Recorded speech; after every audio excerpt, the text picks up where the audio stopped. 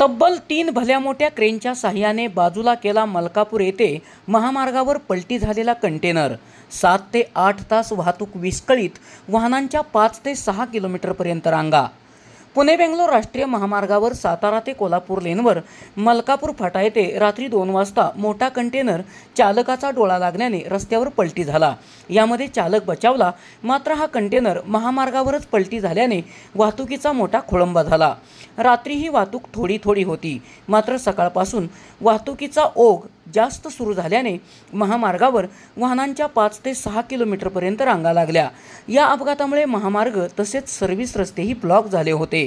घटनेची माहिती मिळताच डीपी जैन कंपनीचे प्रोजेक्ट मॅनेजर सत्येंद्र वर्मा, अदानीचे नागेश्वर राव, संजय पटेल, वरिष्ठ अधिकारी तसेच मार्शल टीम, पोलीस कर्मचारी, ट्रॅफिकच्या अश्विनी सूर्यवंशी, सोनम पाटील, PSI सूर्यवंशी साहेब, डीपी जैन कंपनीचे पीआर ऑफिसर दस्तगीर आगा, संभाजी घुटुगडे, जगन्नाथ थोरात, अभिषेक व सोनू गुप्ता, सर्व highway patrolling team, Appasaheb Khabale, Adinath Bhosale, Tasawade टोलनाक्याचे सुनील थोरात तसेच अदानीचे सर्व अधिकारी हे सर्व घटनास्थळी दाखल झाले।